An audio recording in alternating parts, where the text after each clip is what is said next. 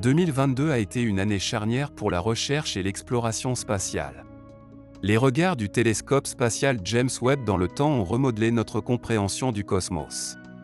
Le très attendu et souvent retardé Artemis 1 a finalement lancé sa première mission sans équipage en novembre et a encore une fois inauguré l'ère de l'exploration lunaire. Le tout premier prototype de défense planétaire de la NASA, DAR, a été un énorme succès. Nous avons reçu des images incroyables du rover Mars Perseverance et de son compagnon hélicoptère, Ingenuity, et avons appris plus que nous ne le pensions possible sur les exoplanètes et les étoiles lointaines de la galaxie. Et, cette année, pour la première fois, l'existence des UAP a été validée par 2 firmes légitimées qui ont lancé une enquête sur les observations de ces phénomènes. Plus tôt cette année, la NASA a organisé un panel qui a ouvert une étude sur ce que le gouvernement appelle les phénomènes aériens non identifiés, UAP ou plus communément appelés OVNI, réunissant des experts de domaines scientifiques allant de la physique à l'astrobiologie. Cette équipe est distincte de l'enquête du Pentagone sur les UAP, signalée par les aviateurs militaires et la défense américaine. Ces efforts parallèles de la NASA et du Pentagone mettent en évidence un tournant dans la recherche de réponses sur les phénomènes extraterrestres. Après des décennies d'observations déviées, démystifiées et discréditées d'objets volants non identifiés, ou OVNI, 2 grandes entreprises se penchent sur ces rapports. Les observations non identifiées, les mystères non résolus des phénomènes extraterrestres remontent aux années 1940. Au cours de l'année 1947, des rapports d'objets étranges dans le ciel se sont répandus dans plusieurs parties du monde. Un éleveur nommé William Brazel s'est réveillé pour une journée de travail normale au Nouveau-Mexique, à 75 miles au nord de Roswell, lorsqu'il a fait une découverte choquante. Il a trouvé sur le ranch une grande zone d'épave brillante composée de bandes de caoutchouc, de papier d'aluminium, d'un papier plutôt dur et de bâtons. Avec l'aide de sa femme et de ses enfants, il a remis en main propre une boîte de débris accumulés au shérif de Roswell. Bientôt, l'aérodrome de l'armée de Roswell a annoncé qu'il avait eu la chance de prendre possession d'un disque grâce à la coopération de l'un des éleveurs locaux et du bureau du shérif du comté de Chavez. Le major Jesse A. Marcel était l'officier du renseignement du groupe, dépêché sur les lieux, qui ramasserait plus tard la boîte de débris et la remettrait aux autorités supérieures.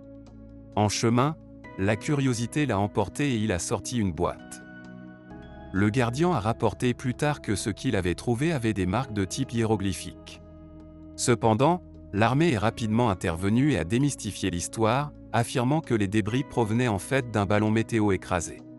Et pas seulement ça, Marcel a même été invité à être photographié lors d'une conférence de presse, avec les débris. Et voilà, affaire classée.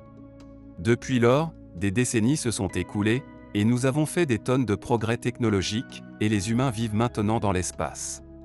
La Station spatiale internationale est la plus grande structure unique que les humains aient jamais mise dans l'espace. Il est en orbite autour de la Terre, faisant le tour du globe toutes les 90 minutes à une vitesse phénoménale. Si vous savez quand et où regarder, il est très visible depuis la Terre, apparaissant comme un point de lumière mobile lumineux et rivalisant de luminosité avec la brillante planète Vénus. En tant que programme multinational qui abrite des astronautes et des cosmonautes, l'ISS a permis d'envoyer des humains dans l'espace, plus loin que jamais. Essentiellement, il a donné aux humains une résidence permanente dans l'espace, quelque chose qui n'était auparavant que de la pure science-fiction. Comme la plupart des programmes spatiaux, l'ISS est la preuve de l'étendue de notre quête de connaissances. La station spatiale a permis aux gens d'avoir une présence continue dans l'espace. Des êtres humains vivent chaque jour dans l'espace depuis l'arrivée du premier équipage. Depuis, il y a eu de nombreuses observations inexpliquées d'objets volants non identifiés près de l'ISS qui ont parfois coïncidé avec la fermeture du flux en direct par la NASA peu de temps après. Commençons par l'une des observations les plus bizarres, lorsqu'une flotte de 10 objets volants non identifiés a été vue sur le flux en direct de l'ISS, peu de temps avant qu'elle ne soit brusquement coupée. L'un des derniers flux en direct de la NASA a produit des images de pas moins de 10 objets volants non identifiés planant autour de la Station spatiale internationale. Les objets ont été repérés par un observateur de l'espace aux yeux d'aigle qui pense que le flux en direct a en fait capturé les ovnis formant un cercle au-dessus de l'océan Atlantique Sud. Le théoricien du complot est arrivé à sa conclusion après avoir attentivement regardé les images qui montrent des objets ressemblant à des orbes passant devant la caméra. Les images ont été largement diffusées et ont conduit à des discussions et à plusieurs théories parmi les passionnés d'ovnis et d'espace sur les réseaux sociaux. La première capture d'écran montrait les objets ressemblant à des orbes. Postant la découverte choquante, le chasseur d'ovnis a déclaré « Ceci est une capture d'écran de la Station spatiale internationale au-dessus de l'Atlantique Sud, vers 8h30. 10 objets inconnus voyageant avec la station spatiale au-dessus de la planète Terre », a-t-il ajouté. Depuis lors, de nombreux théoriciens et chasseurs d'ovnis ont commenté les images et ont également partagé leurs propres théories. Un utilisateur a écrit « Ce à quoi il ressemble, c'est qu'il y a tout un tas de sondes Black Knight. » Puis, quelque chose d'encore plus bizarre s'est produit. Lorsqu'un cosmonaute russe a tweeté à propos de potentiels ovnis. Ivan Wagner, un cosmonaute russe actuellement en orbite autour de la Terre à bord de la Station spatiale internationale, a affirmé avoir capturé des images d'ovnis potentiels tout en enregistrant une vidéo des aurores australes. Les invités de l'espace, ou comment j'ai filmé le nouveau timelapse, a écrit Wagner dans un tweet présentant la vidéo. La vidéo d'1 minute montre les aurores australes passant près de l'Antarctique et de l'Australie. Cependant, dans la vidéo, vous verrez autre chose, pas seulement les aurores, a-t-il écrit. Et c'est ce qui a attiré l'attention des gens. Ce cosmonaute savait-il quelque chose? Faisait-il allusion à quelque chose? Ou était-ce simplement une plaisanterie?